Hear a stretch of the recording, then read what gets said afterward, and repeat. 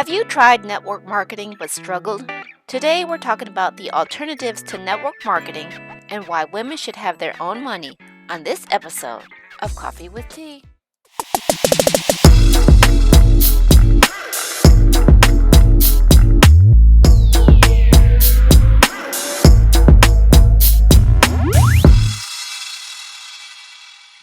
Hello, everyone, and welcome to another episode of Coffee with Tea. I'm your host, Tanya Charlotte, and today we're going to be talking to the positivity dealer, Ms. Monique Ameling herself.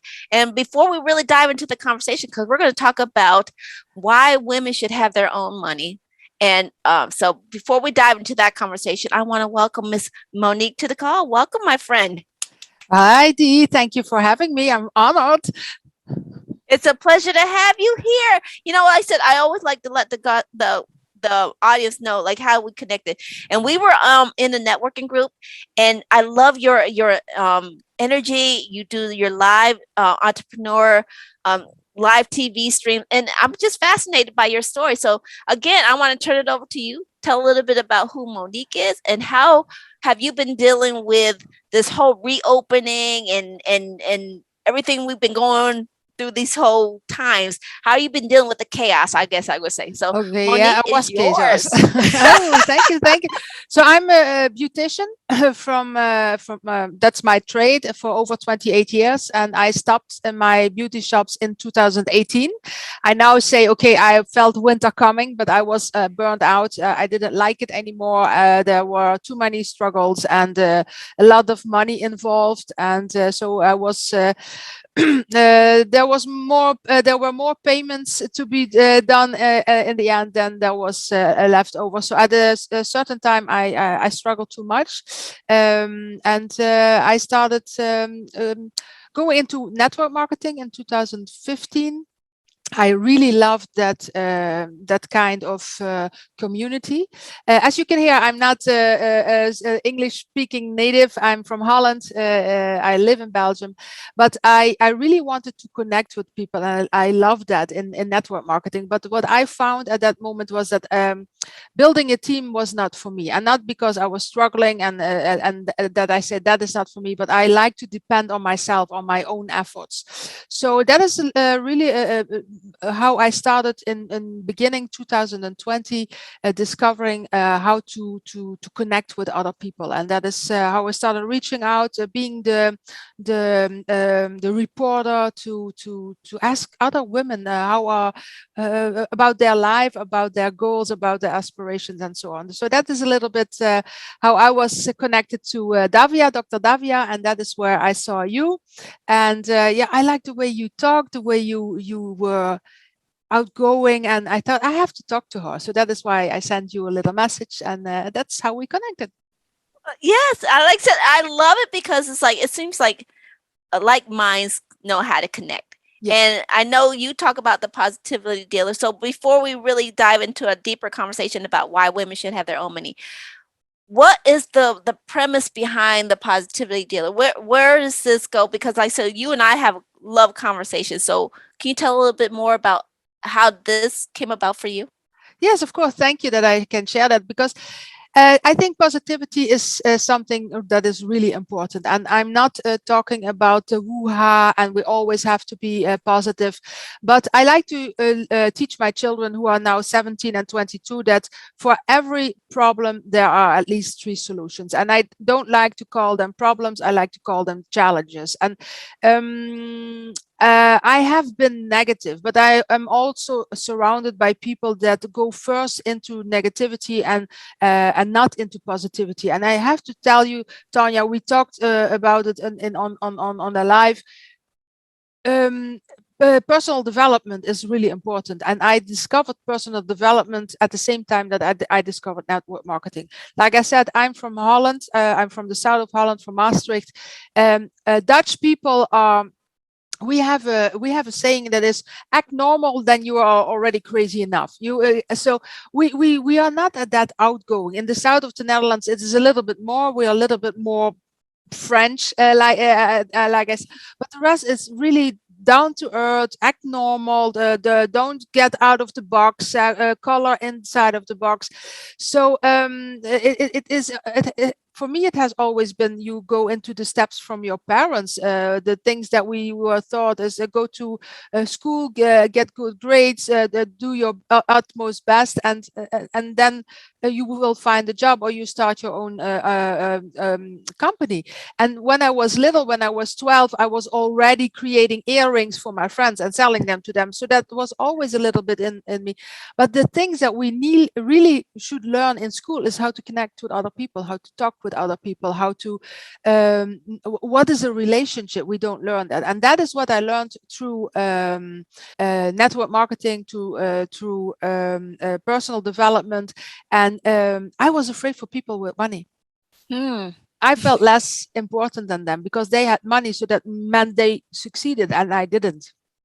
So Right. Oh. I really had to overcome that mindset, and that is why the positivity dealer. I just noticed that I started sharing more and more positivity. See it from a different angle, then you see it differently, and then you see there is a solution, or there are maybe 3, 4 solutions, and choose the best. Right. I love it because, like you said, it's like, okay, like I said, we're gonna get into like more of the like the money aspect, but I really you got me thinking about like people have such a negative, sometimes a negative vibe about direct sales or multi-level marketing, but you found a positivity because of the personal development. So what would you say to somebody who's thinking like they're in the network marketing, but this is not working for them? What would be some of your tips to them to really see like how they can harness the benefits of it and not focus, like I said, the money of it? Because Yeah, not yeah, everybody can benefit from it. and network marketing has a little bit a negative name because too many people are hyping, and that is what I also disclose in my lives. People are saying it is so easy. No, it's not easy. No, there is not one business that is easy. If you want easy, then you find yourself a sugar daddy. That is maybe easy, but if you want to be a business, an entrepreneur, a ladypreneur, or whatever, it takes effort, it takes time, it takes patience, it takes heartache, it takes bumps in the road, and so on. And that is what often is not taught into network marketing. I think that is a huge problem there, because a lot of people, not all of them, I know really good network marketers that really do it the right way, but there when money is involved, it often gets a negative name because people are only going in for the big buck. And then they say network marketing doesn't work. Yes, network marketing works, but you have to work it in a proper way, and then it will work for you. And then it depends on the effort that you put into it, because it can work. But not everybody is ready to invest all that time and the sacrifice that you need to have to achieve the high level. And that is something that I didn't want to be dependent on my team anymore. That is something that I didn't understand at that moment. It took me a lot of personal development to see that I should honor those 80%ers that maybe do not do a lot of stuff in their network marketing company. That is something that I see now. But at that moment, I still needed that personal development. And I wanted to be, I have never been negative about network marketing. It was just that I didn't want to build a team anymore. I wanted to solely be my efforts that count, and not somebody else's cover. But network marketing, if building a team is not for you, then I would look into endorsing other people's products. For example, affiliate marketing. I think that is a great alternative for somebody who wants to rely on their own efforts and not on other people's efforts. So that Right. would be for me a second choice then. Right. I love it. Thank you. So, I mean, like I said, it dispels some things because, like I said, everybody thinks it's easy until you get in there and you start having to work. Yeah, So, yeah. so That did is something that can get me very angry when I see, okay, they achieved the highest rank in 3 weeks. Yes, but they came from another company where they already were in the highest rank, and they took all their people with. So I think there has to be more transparency and more honesty, but not only in general. When money is involved, people tend to overhype stuff, and nothing is easy. Lacing your shoes wasn't easy. Also, when you were little, you had to work for it. You had to learn it, and everything that is good That comes with effort. I love it. Yeah, like I said, I can understand. I get it because I was in network marketing for a period of time and I struggled, and I was like, but it looks so easy. But yeah, thank you for explaining that. And I want to remind everybody that we are about the halfway mark here, and we're going to dive into why Monique believes that women should have their own money. But before then, if you're picking up any of the juicy gems that she's been dropping, please give us a thumbs up. Maybe follow down with a comment below because we're going to go into why does she believe that women should have more money? And that's a good topic. So, Miss Monique, were you always the entrepreneur type, or where did this passion for solopreneurs and entrepreneurs come from? And then let's dive into the money thing. Well, like I said, I when I was 12, I already started creating earrings for my friends. I even had in my room, I had all my books. I have a lot of books here, but I had my little library, and people could come into my library and pay 10 cents to read a book. So I always had that, but I really becoming an entrepreneur, I'd always felt like a good thing, but I have made a lot of mistakes. And like I said, network marketing really changed my view on things. Maybe not for me building the network marketing side, but all the rest, the personal development and like I said, the relationships, that is so important. The connections, especially through the internet, that we can reach out to so many people. I have virtual coffee table talks with friends that are in the States, and we just speak an hour, and those relationships building, that is so important. But what I learned through network marketing, for example, is that um, uh, if more women would earn consistent money, I think this world would be a different place, because they often tend to say too fast, this is not for me. Why is that not for you? Because you did not have the skills at that moment, like I had, that I didn't understood those 80%ers. You need to learn the skills. If you want to earn money, you need to do stuff. And what stuff do you need to do? Though that takes skills. But I'm also convinced that if more women would have money, what happens when a woman has more money? What happens when a woman has more skills? She is going to teach those skills to her children, to her environment, to her community, and so on. So she is going to lift up. That is the natural thing that we women do. So if we can help women earn more money on a consistent basis, not only she's going to have more money, but she's going to have more choices. She can make better choices for her food, for her clothing, for schooling for the children, for to eat only organic food or whatever, and or to give stuff. It doesn't only have to be for you. So that is, I think that if women, what is makes women different from men is that we are givers, but not only we like to share what we have, and that way we also lift other people up. Right. I love what you're sharing because, like I said, I think it expands the choices, and a lot of people don't realize that it's not really about the lifestyle, but you have choices, right? Yes. Yeah. Yeah. And that is so powerful if you have choices, because maybe you are in a bad relationship and you cannot leave because you don't have money. If you have $500 to $1,000 more a month, you have a choice. You can say, okay, I stay in the relationship, but, or you can say, okay, now I have money, I can leave, or other things. My biggest fear is that something happens to my children and I don't have the money to pay for medical bills. You understand that you have to Mhm. make a choice, that you go to a lesser hospital or a lesser. We have totally different social securities here in Europe than you have in the States. But thinking that you in the States you don't have medical care if you don't have money, that is ridiculous. Not that I'm for that the government has to give everything to everybody. I think you have to work for it.